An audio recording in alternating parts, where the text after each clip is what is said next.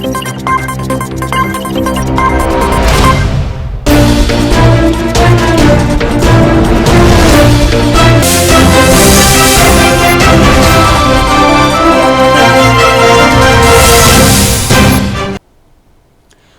To A1 TV Telugu news. నేను భువన.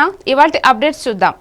రంగారెడ్డి జిల్లా collector కార్యాలయ ప్రాంగణంలో 79వ స్వాతంత్ర దినోత్సవ వేడుకలు శుక్రవారం ఘనంగా జరిగాయి. ముఖ్య అతిథిగా హాజరైన సీఎం సలహాదారుడు నరేంద్ర రెడ్డి జాతీయ పతాకాన్ని ఆవిష్కరించి గౌరవ వందనం స్వీకరించారు. వివిధ ప్రభుత్వ శాఖల శకటాలు, విద్యార్థుల సాంస్కృతిక కార్యక్రమాలు ఆకట్టుకున్నాయి. ఉత్తమ ఉద్యోగులు, ప్రతిభావంతులైన విద్యార్థులకు బహుమతులు అందజేశారు.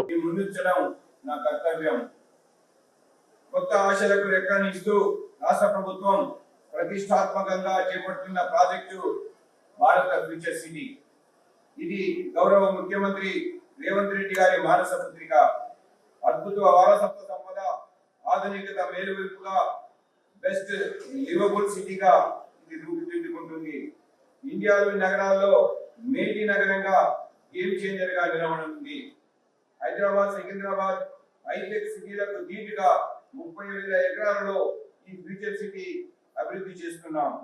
AI city, sports city, pharma సిటీలతో పాటు లైఫ్ సైన్సెస్, హెల్త్ సిటీలను ఏర్పాటు చేసి